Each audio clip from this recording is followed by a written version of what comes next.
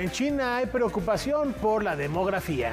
La niña callada llega a las pantallas de cine mexicana. Les tenemos absolutamente todos los detalles y muchos más contenidos en esta hora cultural de la televisión mexicana.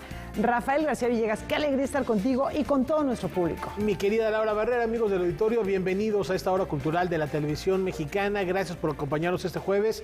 Hola, Laura Regis, en la traducción de lengua de señas mexicana. Y mucha información. ¿Con qué arrancamos, Laura? Bueno, con algo que les va a gustar muchísimo. El 25 de agosto se consolida como un día para que nuestra memoria musical dé paso al sentimiento.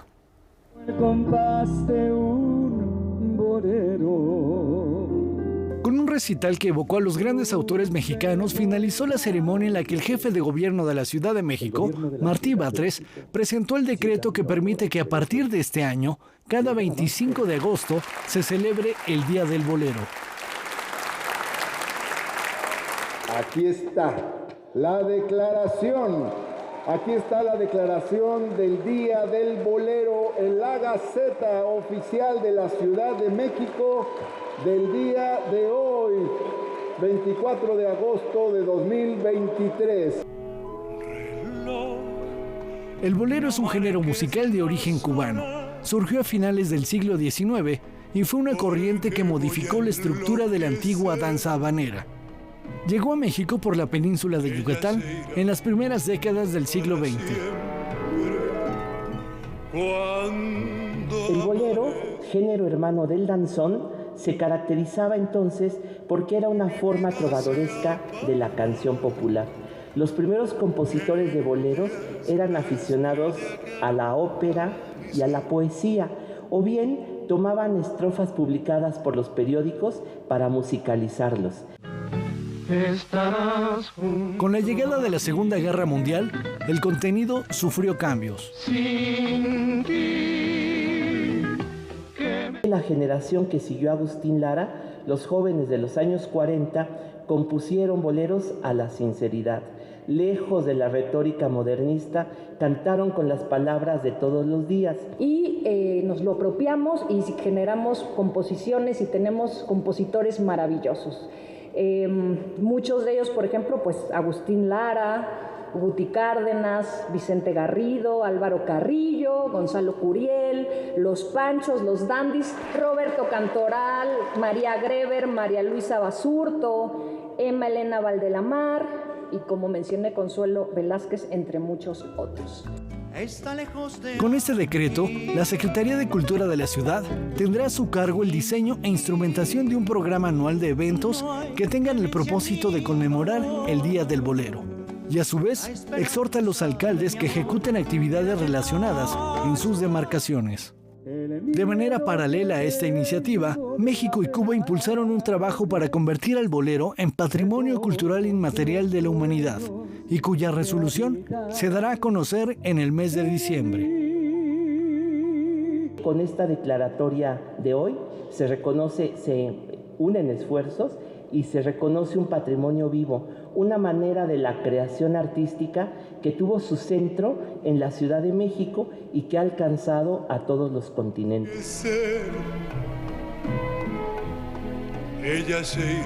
Este es un reconocimiento a los compositores, músicos, intérpretes y al público, quienes han enriquecido con sus historias a la Ciudad de México. Con imágenes de Daniel Rodríguez y Enrique Varela, informó Óscar Cortés. Oigan, y con motivo de esta celebración del Día del Bolero, Canal 22 presenta una serie de programas especiales que documentan la importancia del género en la música popular de Cuba, de México, en general de Latinoamérica. Así es, Rafa. Fíjense que no se pueden perder una serie de programas que se van a presentar, como El Bolero, Patrimonio Vivo, con un concierto especial a cargo de Gretel Cazón y su trío Musas de Cuba. A ver, nada más, es el domingo a las 5:30. Domingo a las 5:30 es este programa. Y a las 6:30 también el domingo, con la X en la frente, presenta Bolero, Expresión Cultural Latinoamericana. Los invitamos, por supuesto, a consultar nuestra cartelera y mantenerse en sintonía del Canal Cultural de México para celebrar nuestra música, nuestra tradición y estos temas, Laura, que ya están inscritos en nuestro imaginario sentimental y que cuántas veces nos hemos puesto melancólicos con un Y nos bolero. pondremos, ¿no? Porque pues la verdad es que forma parte de lo que en un momento dado llamaba Carlos Monsiváis la educación sentimental. Sí, por y supuesto. están ahí y tenemos la fortuna de que nuevas generaciones los conocen porque siempre hay tanto las versiones clásicas, canónicas, como también nuevas versiones interpretábamos, veíamos por ahí a Rodrigo de la Cadena, bueno, pues nuevos intérpretes que tienen una propuesta también para este género musical. Bueno, Carlos Cuevas y hasta Bueno, artistas pues, más consagrados, populares han hecho del bolero parte de su repertorio. El mismo Luis Miguel tiene un disco de boleros. Claro, y en la varios, música ajá. clásica, bueno, encontramos a cantantes como Javier Camarena o Ramón Vargas, Fernando de la Mora, Eugenia León, que tienen discos de boleros. Efectivamente, y seguirá vivo. Y bueno, les vamos a platicar acerca del manual para cuidar inmuebles históricos. Una cartilla que permite dar seguimiento a los trabajos de restauración de nuestro patrimonio. Los trabajos para restaurar el patrimonio afectado por los sismos del 2017 continúan. Alejandra Frausto, secretaria de Cultura, informó que se tiene un avance del 73%, además de que de esa experiencia se diseñó una cartilla de mantenimiento para los inmuebles con valor histórico. La idea surge de que tenemos que documentar la intervención, dejar una huella técnica muy clara de qué es lo que hicimos, qué se dañó y qué fue lo que hicimos para resarcir esos daños. Y posteriormente, para poder, en el diagnóstico de los daños, lo que vimos fue que la falta de mantenimiento de estos inmuebles construidos hace 500 años hizo que estuvieran más vulnerables. La cartilla explica acciones tan sencillas pero esenciales como el que se debe retirar la flora parásita de los inmuebles, limpiar los desagües y no hacer modificaciones a los inmuebles sin autorización, ya que los materiales de construcción reaccionan diferente cuando ocurre un temblor. En la cartilla les decimos cuál es el protocolo para que si quieren intervenir y hacer algo adicional en el templo, aparte del mantenimiento, puedan acudir a las instancias especializadas, puedan presentar su iniciativa, obtengan la asesoría técnica necesaria y tengan una autorización que por ley se necesita para poder intervenir cualquier monumento histórico. Es importante que las comunidades que tienen bajo su resguardo los templos, sobre todo, sepan cómo atenderlos y cómo estar cuidándolos. Noticias 22, Alberto Aranda. Este encuentro editorial nos recuerda que no importa dónde estemos. Nosotros somos el idioma. Del 14 al 17 de septiembre, justo cuando se celebran las fiestas patrias en México y el mes de la herencia hispana en Estados Unidos, tendrá lugar una nueva edición de la Feria del Libro en Español y Festival Literario Léala, una iniciativa de la Universidad de Guadalajara que busca acercar la literatura escrita en español a las comunidades diversas de Los Ángeles, California. Aunque el español es un idioma hablado, es un idioma que está en los medios, que está en la vida cotidiana, no necesariamente está en las actividades culturales ni literarias, ¿no? Y esa es una necesidad de nuestra población que desde el 2011 la Universidad de Guadalajara consideró que debía atender.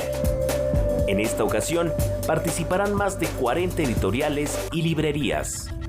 Esa exhibición y venta de libros en español es única en el año. Luego habrá lugares donde se puede conseguir libros en español, pero no en esas cantidades, ¿no? La Plaza de Cultura y Artes, ubicada en el corazón de Los Ángeles, frente a la emblemática Placita Olvera, será sede de la feria y el festival literario, en el que habrá lecturas de poesía en voz alta, presentaciones editoriales y un atractivo programa de charlas temáticas que contará con autores de la talla de Almadelia Murillo, Antonio Ortuño, Emiliano Monge y Mónica Lavín. Son más de 30 escritores que vienen, fundamentalmente de México, son invitados por nosotros. Y durante los 4 días vamos a tener estas charlas temáticas, sobre todo de viernes a domingo. Léala tiene entre sus objetivos fortalecer la identidad y orgullo hispanoamericano entre las nuevas generaciones. De allí que un buen número de sus actividades estén dirigidas al público infantil. Por ejemplo, el año pasado, en 2022, tuvimos más de 3,000 alumnos que vinieron de los distritos escolares a los talleres que se ofrecieron, a los cuentacuentos, a las charlas, a las actividades que hicimos para niños. Todas las actividades de la Feria del Libro en Español y Festival Literario Léala serán completamente gratuitas. Para Noticias 22, César H. Meléndez. Todo listo para una nueva edición de Original. Rodrigo Peredo nos tiene el reporte. Al mediodía de este jueves 24 de agosto se dieron a conocer en el Palacio de Bellas Artes los pormenores de la tercera edición del Encuentro de Arte Textil Mexicano Original. 1027 maestras y maestros artesanos volverán a intervenir el Complejo Cultural Los Pinos. Se van a topar con un original muy bien ordenado que va a facilitar además la visita y la intención de compra también. Va a ser un original muy bien curado por los miembros del Consejo. Se trata de mostrar distintas técnicas textiles, de orfebrería y también de arte decorativo que se hacen en este país y que además tiene una calidad a prueba. Ante la urgente necesidad de difundir la labor artesanal con las nuevas generaciones, se llevará a cabo por primera vez el proyecto Original Escuincles. Tiene que haber un espacio donde nosotros podamos dar paso a una preocupación que tienen mucho las artesanas y artesanos, y es la preservación de saberes. Este es un primer paso que damos alrededor de la transmisión de saberes. Es también un primer paso que damos en la formación de conciencias alrededor del cuidado del patrimonio. Con esta iniciativa habrá programas de títeres, narraciones orales en lenguas indígenas, programas de música y talleres de técnicas artesanales. En esta tercera edición se realizará la ya tradicional pasarela con modelos profesionales y creadores. La historia que se va a contar en esta pasarela, porque siempre contamos historias o es un poema el que guía las pasarelas, ahora es una historia. Son historias que hicieron entre todos, casi como un cadáver exquisito. La coordinación de estas historias corre a cargo del actor, dramaturgo y actual director del CENART, Antonio Zúñiga. Poncho Figueroa es el compositor de la música que resonará en la pasarela. La Secretaría de Cultura aprovechará la ocasión para presentar un catálogo general en donde se reúne el trabajo de los múltiples artesanos que dan vida a Original. Ustedes van a ver ahí al artesano, que siempre hay que ponerle cara a quien hace las cosas, de qué comunidad es, su contacto y las prendas que hace. Desde su primera entrega en 2021, Original pretende poner un alto a la apropiación cultural o el robo de diseños tradicionales en México y el mundo. Para que los artesanos y artesanas protejan sus obras, ofrece capacitaciones y foros informativos. Hay muchos países, como dijo la secretaria, que nos han buscado para que les hablemos del modelo, porque quieren implementar algo parecido en sus países. En las comunidades mismas, y eso porque nos los han dicho los propios artesanos, hay menos deserción de jóvenes de la labor artesanal. La tercera edición del Encuentro de Arte Textil Mexicano Original se desarrollará del 16 al 19 de noviembre en la Casa del Pueblo de México, es decir, en el Complejo Cultural Los Pinos. Con imágenes de Javier Contreras y Baldomero Ochoa, reportó para Noticias 22, Rodrigo Peredo. La fotografía y la luz son detonantes de este viaje. Propuesta que desafía las fronteras. Estamos a unos días de que arranque el Festival Internacional de Cine de Venecia y México tendrá una importante participación. Michel Franco presentará la película Memory, los hermanos Arriaga estarán exhibiendo el filme a cielo abierto y también fuera de competencia se presentará la película Lumbre Sueño. Yo sé que todo ha cambiado y desde que te fuiste y no tengo a mi lado, mi mano derecha no la había fallado. Espero que puedas pensar mejor tu futuro. Yo me llamo José Pablo Escamilla, soy el director de Lumbre en Sueño, que es la historia de un par de chicos que trabajan en una hamburguesería en el Estado de México, en Toluca.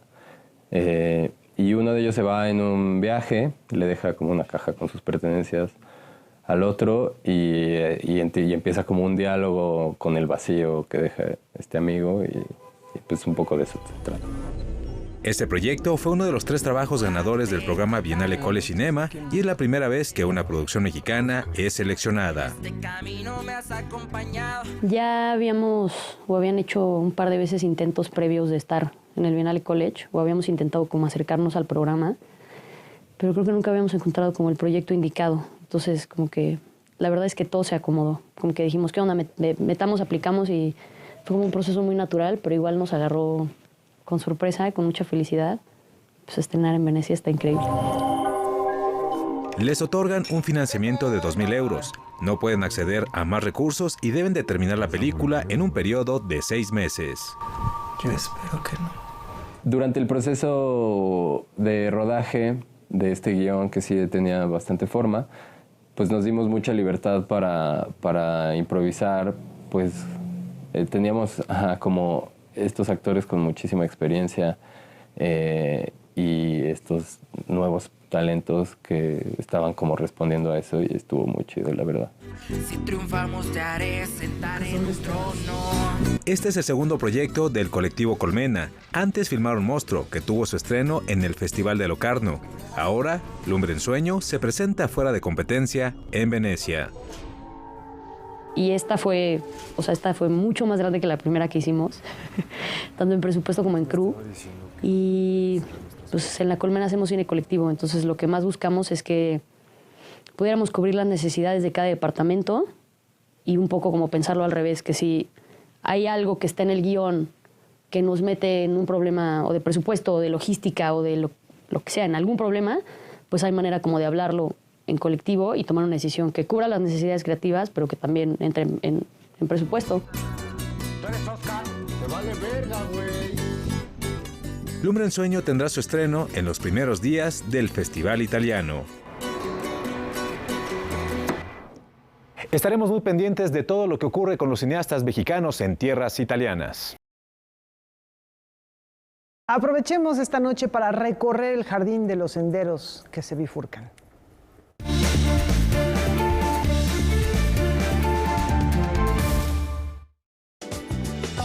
Carlos Monsiváis tenía razones de sobra cuando bautizó al maestro de la lente Héctor García con el mote de fotógrafo de la ciudad.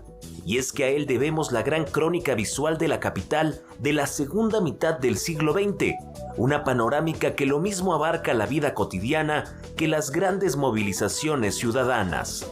En el marco del homenaje que se realiza con motivo del centenario de su natalicio, se presenta en Los Pinos la exposición La mirada de Héctor García frente a los movimientos sociales, el lado oscuro del régimen, la protesta del 58 y el 68.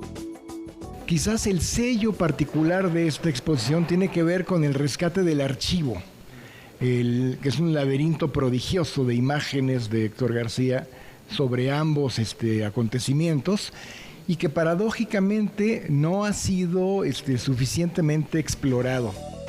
En 1958, cuando estallaron en México una serie de movimientos sociales, obreros y sindicales, Héctor García tenía 35 años y se encontraba trabajando para el diario Excelsior. Casi de inmediato, supo que este medio impreso no publicaría sus imágenes en torno a las protestas por considerarlas subversivas.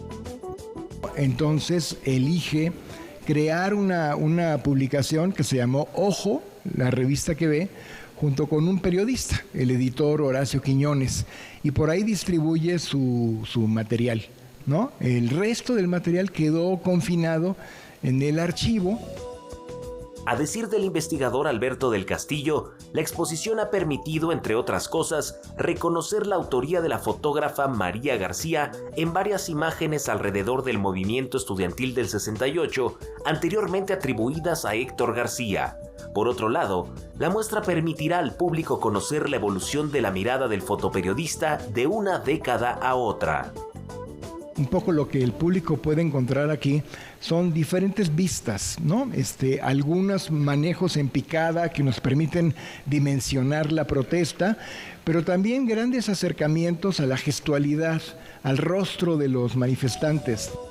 La mirada de Héctor García frente a los movimientos sociales, el lado oscuro del régimen, la protesta del 58 y el 68, podrá visitarse en la Sala Miguel de la Madrid del Complejo Cultural Los Pinos hasta el 26 de noviembre. Para Noticias 22 es Arache Meléndez. Bueno, está la invitación para ver El lado oscuro del régimen, uno de los tantos homenajes que se rinden en el centenario del natalicio del maestro Héctor García, fundamental artista de la lente, para entender el presente mexicano, y hay otras exposiciones que estaremos dando cuenta. Y sí, en efecto, es un sendero que se bifurca, pero no era necesariamente la provocación que hace ratito hacía Laura. Vamos a adentrarnos al mundo del autor del Aleph.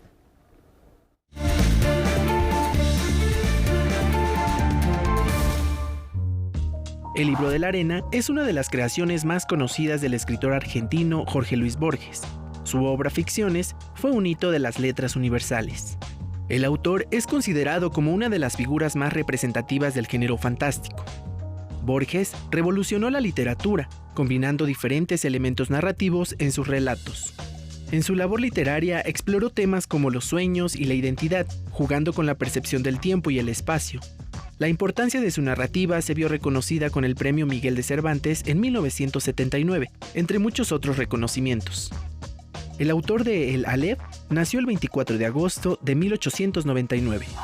Noticias 22, Alfonso Popoca. Los emprendimientos millonarios no siempre resultan exitosos. Y esto ha llevado a especialistas a despejar una incógnita. ¿Por qué los megaproyectos fallan? En Estados Unidos, la gran mayoría de megaproyectos de infraestructura, es decir, aquellos con un valor de al menos $1 billón, poco más de 17,000 millones de pesos, no cumplen con el presupuesto que se planeó para ellos ni con el plazo de entrega. Descubrió el profesor Ben Flouvier de la Universidad de Oxford. Por ejemplo, la segunda fase de la Silver Line, que extendía el Metrorail de Florida hasta el Aeropuerto Internacional de Washington, Dulles, y el condado de Loudoun, abrió con 4 años de retraso y al menos $250 millones más de presupuesto. La línea morada del tren ligero de Maryland ha requerido más de $1 billón del presupuesto original y lleva un retraso de 4.5 años, a los que se le podrían agregar otros 7 meses. Entrevistado por The Washington Post, el profesor Flouvier, quien es coautor del nuevo libro Cómo hacer grandes cosas, quería saber con qué frecuencia los proyectos principales de infraestructura se completan a tiempo y dentro del presupuesto.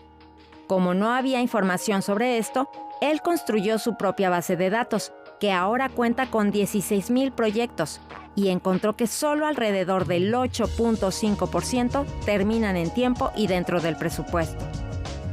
Su teoría es que no hay competencia porque el campo de la construcción en Estados Unidos está fragmentado en mercados locales, con pequeños monopolios geográficos. Pero no importa si se trata de construir un rascacielos o un sistema de tecnologías de la información, porque otra cosa que el académico y su equipo han encontrado es que la gente encargada de proyectos tan diferentes presenta las mismas características.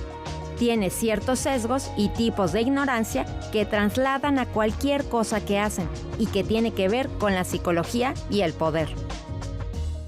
Otra razón por la cual los proyectos fallan es porque se cometen errores al establecer las metas. Todo el tiempo se observan casos en los que los interesados tienen diferentes ideas de cómo debe ser un proyecto, pero no se dan cuenta de que están en desacuerdo con la meta, sino hasta mucho después de que se echó a andar el proyecto. Para Noticias 22, Katia León Monterrubio. México y Filipinas comparten una herencia común y por medio de la cultura refuerzan lazos a través del tiempo. Durante décadas, México y Filipinas han consolidado su estrecha conexión diplomática gracias a los intercambios que se han efectuado desde hace más de 400 años. La relación entre México y Filipinas tiene un pasado histórico importantísimo. Hay que recordar que Filipinas fue parte del virreinato de la Nueva España y hubo un intercambio comercial y cultural pues muy intenso durante todo el periodo virreinal. Fue gracias a El Galeón de Manila que dos territorios se unieron permitiendo el intercambio de productos, tradiciones culturales e idiomas. Sin embargo, es necesario reforzar la relación interdisciplinaria.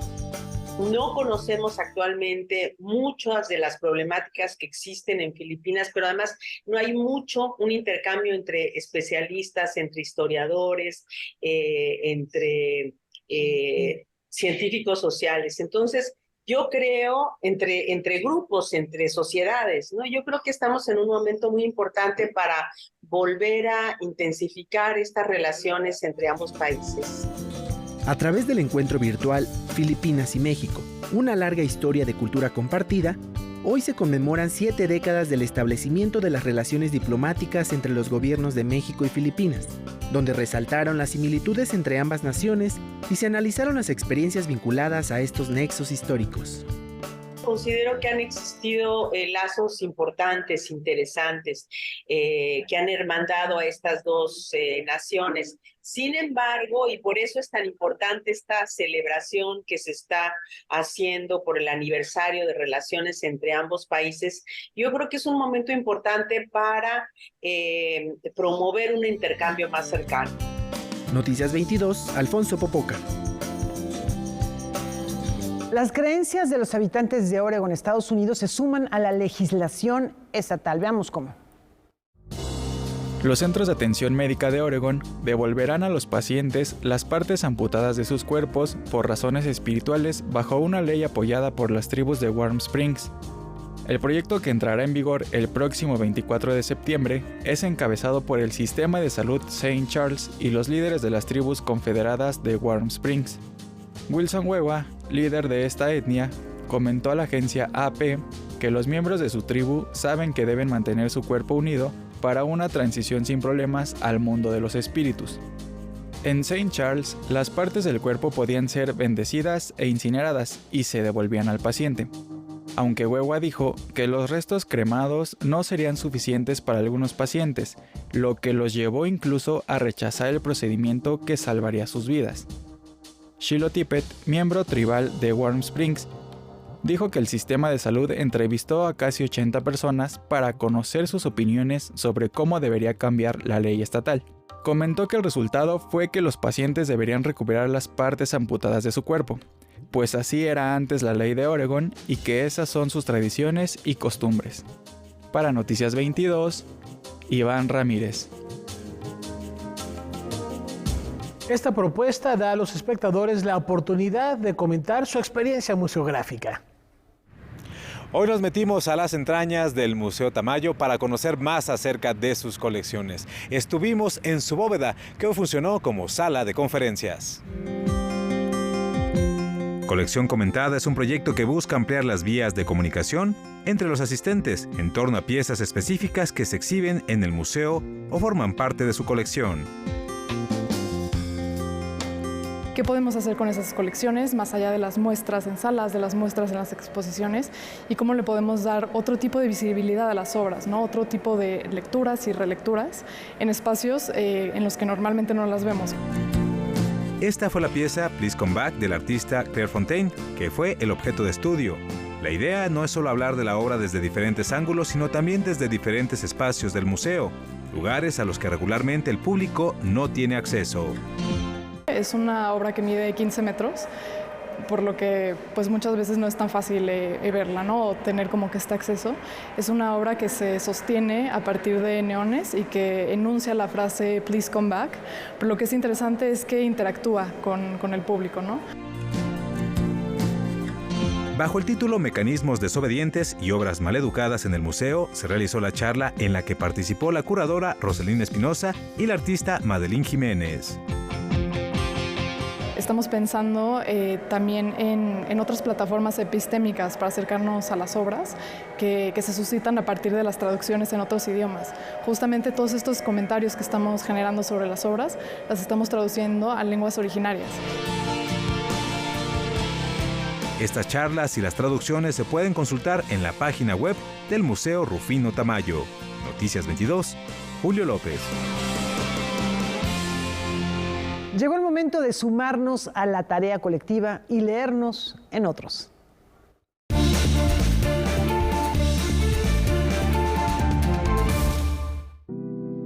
El verso es la unidad de un poema. En la prosa, esa función la desempeña el párrafo.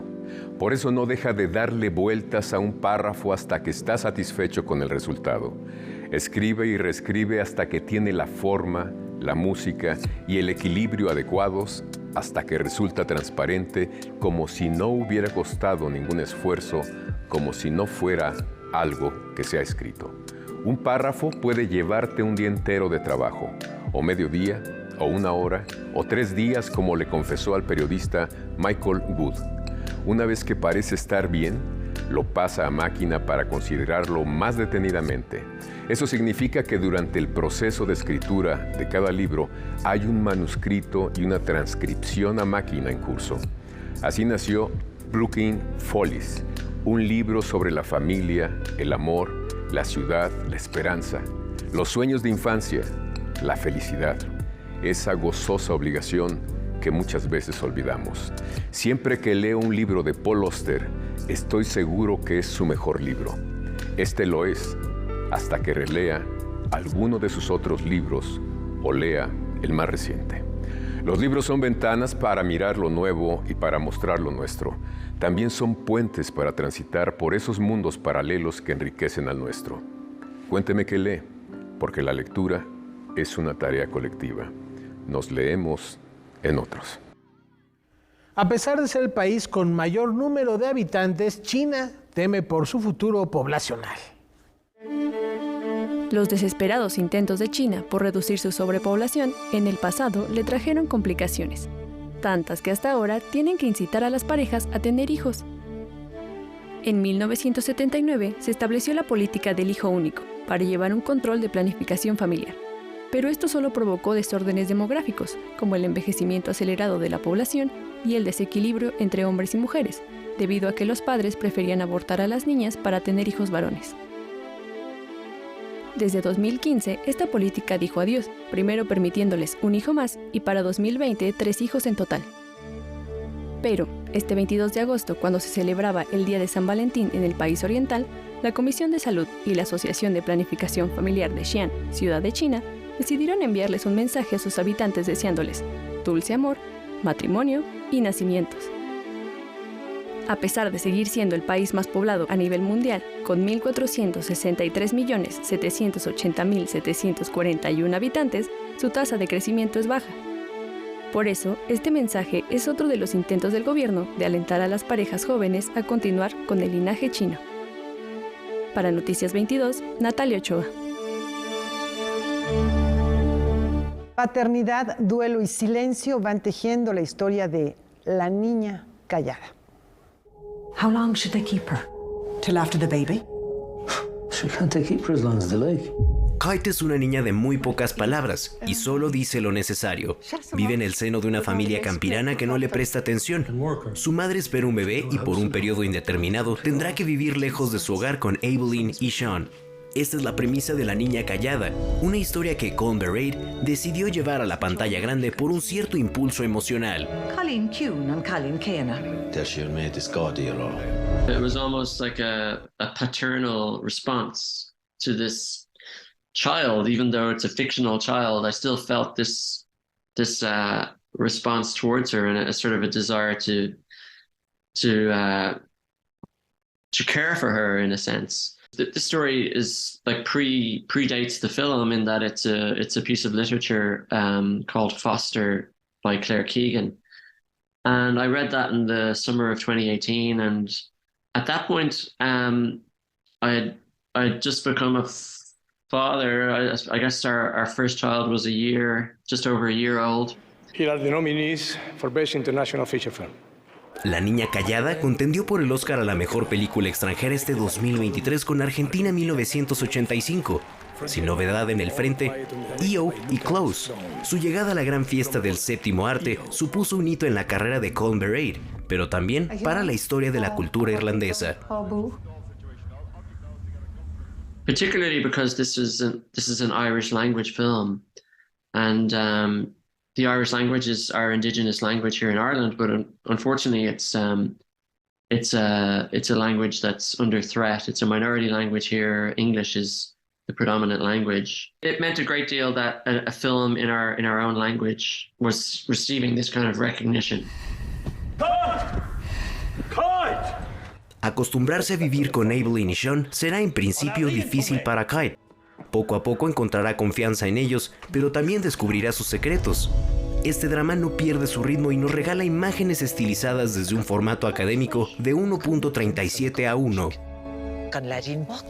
We chose that aspect ratio because we wanted the film to sort of emulate what was on the page in the original source materials. We wanted the visual language of the film to align itself with this character's point of view. And myself and our cinematographer, Kate McCullough, we used to talk a lot about trying to find images that had a naivety to them almost, a simplicity.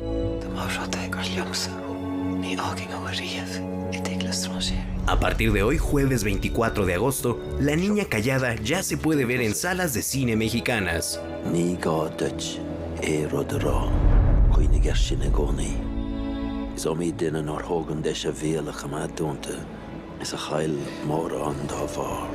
Para Noticias 22, Rodrigo Peredo. Y de Irlanda a Japón, porque Fukushima vuelve a ser foco de atención internacional.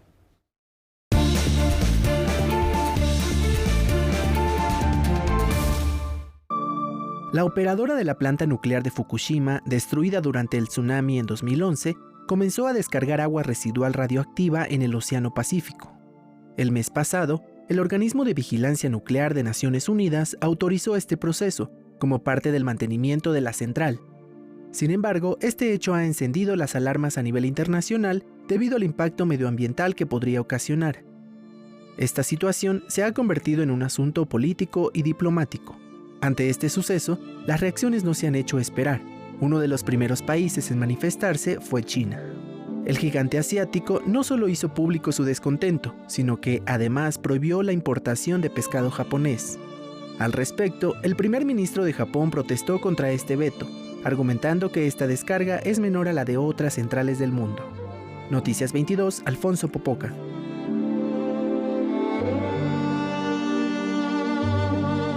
Un mar de imágenes inunda la capital hidalguense. Con la conferencia magistral impartida por Francisco Matas Rosas, dio inicio en la ciudad de Pachuca, Hidalgo, el Encuentro Nacional de Fototecas. Los que tenemos más de 5 décadas hemos asistido directa o indirectamente a los funerales de la pintura, del cine, de la radio, del periodismo y varias veces de la fotografía. Hoy cruzamos una vez más esas aguas turbulentas de los muertos que solo andaban de parranda. Hoy presenciamos con inteligencia artificial otra muerte de la fotografía. Javier Lanes nos plantea que si estamos inmersos en un mar de imágenes, entonces no solo necesitamos aprender a nadar, sino que se vuelve necesario aprender a bucear y cíclicamente salir a la superficie a tomar aire. El encuentro, organizado por el Sistema Nacional de Fototecas de Lina, continuó con la entrega de la medalla al mérito fotográfico a Rogelio Cuellar y Patricia Lagarde. Podría decir que a través de este espejo, metáfora de la cámara reflex, he transitado por un camino de asombro y de luz. Podría decir también, parafraseando a Gabriela Mistral, que cuando trabajo, tengo la sensación de haber estado unas horas en mi patria real, en mi suelto antojo, en mi libertad total. No puedo dejar de resaltar la labor de las fototecas, auténticos guardianes de nuestra historia visual. Estas instituciones deben ser la columna vertebral en la tarea de resguardar, preservar y difundir los tesoros fotográficos que conectan nuestro pasado con nuestro presente. El 24º Encuentro Nacional de Fototecas concluirá el día de mañana con las conferencias Divulgación Fotográfica en Redes Sociales a cargo de los fotógrafos Óscar Colorado, Elibet Aguilar, Ramón Fregoso y Federico Gama, y la praxis fotográfica impartida por Patricia Lagarde, Gabriela Olmedo y Yael Martínez. Además se podrán ver las exposiciones Iluminaciones de Adrián Mendieta y Travesuras en Travesía de Gilberto Chen. Noticias 22, Alberto Aranda. Veamos qué propuesta nos tiene esta noche el crítico de cine Leonardo García Sao. ¿Qué tal, maestro? Adelante. Hola, ¿qué tal? ¿Cómo están? Buenas noches. En esta ocasión les voy a recomendar una película llamada La Choca, que es la primera de las 4 películas finales que dirigiría el Indio Fernández, Emilio el Indio Fernández, durante los años 70. Es quizá la más satisfactoria de las realizaciones que hizo en esa década, en tanto es un drama tremebundo sobre el personaje titular, interpretado por Pilar Pellicer, con una cicatriz maquillada en el rostro. La Choca resulta ser un personaje identificado con Coatlicue, la diosa azteca de la muerte, cuyos efectos mortíferos son evidentes al final del relato. Si bien es interesante comprobar en ella los temas predilectos del Indio Fernández en el ocaso de su carrera, y lejos de su etapa más inspirada, la película puede verse con ojos morbosos por los abundantes desnudos de Meche Carreño, que eran la especialidad de la actriz. No obstante sus excesos, La Choca ganó en 1974 los Arieles de Mejor Película, Mejor Director, Mejor Actuación y Coactuación Femenina para Pellicer y Carreño, respectivamente, entre otros.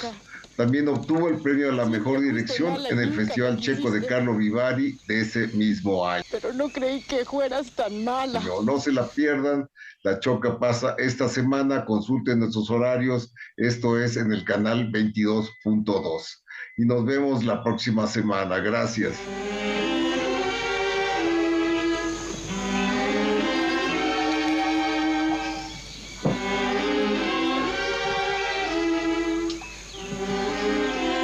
Gracias, Leonardo, por esta recomendación que no hay que perderse. Y ahora les comentamos que la diversidad afrolatina se hace presente. El artista multidisciplinario de origen angoleño Corión Du ha desarrollado una envidiable trayectoria creativa en campos tan diversos como la música, la producción audiovisual y el mundo de la moda, lo que le ha permitido compartir su herencia cultural africana en diversas latitudes del mundo. En el mes de septiembre, el artista presentará en nuestro país la primera edición del Festival Cultura Con, un proyecto con el que busca exaltar las vibrantes influencias y conexiones entre África, América Latina y el Caribe. Yo cuando inicié mi carrera audiovisual, el primer festival de cine donde tuve una obra participando fue en México, fue el Festival de Cine de Oaxaca. Y es interesante que a lo largo del tiempo, las varias disciplinas en que estoy, principalmente la música y el audiovisual, han tenido alguna relación con México. El encuentro será sobre todo una celebración de la diversidad afrolatina y de los puntos en común que existen entre las culturas de México y el continente africano. Tendremos obras audiovisuales, bazar de diseño y artesanía, clases de vogue, clases de yoga y charlas sobre las industrias creativas. Se ha intentado llegar a creadores, principalmente dando la prioridad a personas que son de las comunidades originarias, afro, la comunidad LGBT. Por eso sí hay una selección muy interesante y muy ecléctica de productos de diseño y de artesanía. Cultura Con se llevará a cabo el 2 y 3 de septiembre en la sede de la Fundación Marzo, que se encuentra en la Colonia Juárez de la Ciudad de México. Con información de César H. Meléndez, Noticias 22.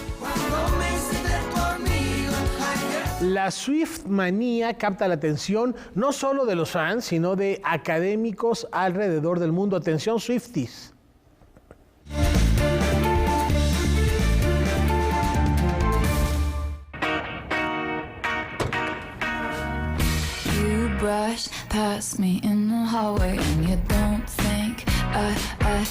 Taylor Swift se encuentra en México para presentar The Eras Tour. No obstante, esta gira mundial no es lo único que ha hecho tendencia a esta cantante. La intérprete estadounidense es todo un fenómeno, al grado que las instituciones de enseñanza no han podido ignorar el impacto que la artista ha generado en el mundo. Tanto así que la Universidad Estatal de Arizona impartirá un nuevo curso titulado Psicología de Taylor Swift, temas avanzados de psicología social.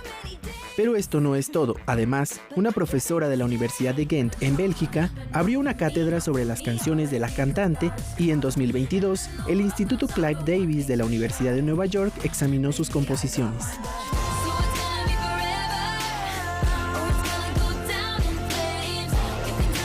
Con más de 10 premios Grammy, Taylor Swift se ha consolidado como la cantante más importante e influyente de la última década, no solo musicalmente hablando, sino que representa un movimiento social que será difícil de superar.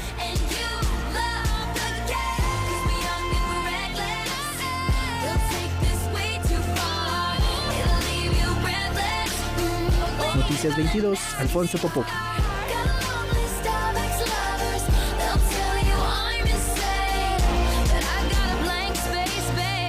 Esta historia de amor, amistad y lucha es una invitación para volver a Fuente Ovejuna. Que la voz de un actor es tan efímera como la eternidad misma. Las luces se apagan y comienza la función en el Teatro El Granero. Sobre el escenario, el célebre poeta y dramaturgo Lope de Vega escribe los últimos versos de su famosa obra Fuente Ovejuna. A las puertas de su estreno, un muchacho memorioso se cuela a los ensayos para aprenderse la obra de un tirón y así robarla. Este personaje incógnito resulta ser Elena Osorio, uno de los grandes amores del llamado Fénix de los Ingenios. Así comienza la ficción histórica Volver a Fuente Ovejuna, escrita por Mariana Arta Sánchez y que presenta la compañía Cardumen Teatro. Es como una idea que tuvimos y un permiso que se toma la autora para jugar con la idea de que alguien puede robar, pudo haber intentado robar a la obra de Lope, ¿no? Y el potencial que le vi desde el principio, pues creo que fue sobre todo el ver la obra Fuente Ovejuna desde el punto de vista femenino. El amor entre Elena y Lope de Vega fue verídico, pues consta en los documentos históricos. Lo que es una licencia dramática es el intento de robo. En este mundo alterno, Elena y su dama de compañía Pifia se ven motivadas a hurtar la obra y venderla a un gran productor de la época, cuya figura evoca a la del comendador que aterroriza al pueblo de Fuente Ovejuna. Y a partir de eso se desarrolla toda una historia, sobre todo de amistad entre la dama de compañía y Elena, entre estas dos mujeres que están como luchando contra el abuso masculino en todo momento y que se están escapando, empezando por el abuso que tiene este productor que les pide el texto. Volver a Fuente Ovejuna se escenifica de jueves a domingo en el Teatro El Granero Javier Rojas del Centro Cultural del Bosque. Jueves y viernes a las 8 de la noche, sábados a las 7 y domingos a las 6. Hay muchos descuentos. Pueden entrar a las redes sociales de nuestra compañía, Cardumen Teatro, en Instagram, Cardumen Teatro CDMX, y ahí podemos ofrecerles descuentos. Para Noticias 22, César H. Meléndez. Ya nos vamos, tenemos música, nos vamos a despedir celebrando el cumpleaños 75 de Jean-Michel Jarre. Uno de los grandes compositores franceses contemporáneos, de manera particular de música electrónica. Ajá. Toca el theremin, el sintetizador, el piano, los teclados. Un fenómeno que se ha vuelto él son con los conciertos masivos de manera particular, sí, al aire libre. Quizás su melodía más famosa y reconocida, porque ha sido inclusive utilizada en bandas sonoras, es la que se llama Popcorn. Pero tiene de verdad... Equinoccio, Oxígeno. Equinoccio, bueno, son también... Grandes piezas extraordinarias que han marcado muchas generaciones. También hijo de un compositor muy conocido, que es Maurice Jarre, aunque muy distinta la música, ¿no? Porque él hacía Dr. Zhivago, otras cosas. Pero lo trae en la sangre y de hecho en 1997 en el concierto que dio en Moscú rompió el récord Guinness de mayor audiencia. 3,5 millones de personas se reunieron en la plaza pública para escuchar las interpretaciones de este creador francés, a quien hoy celebramos y con quien nos despedimos invitándolos a que nos acompañen mañana. Mañana. Muy buenas noches.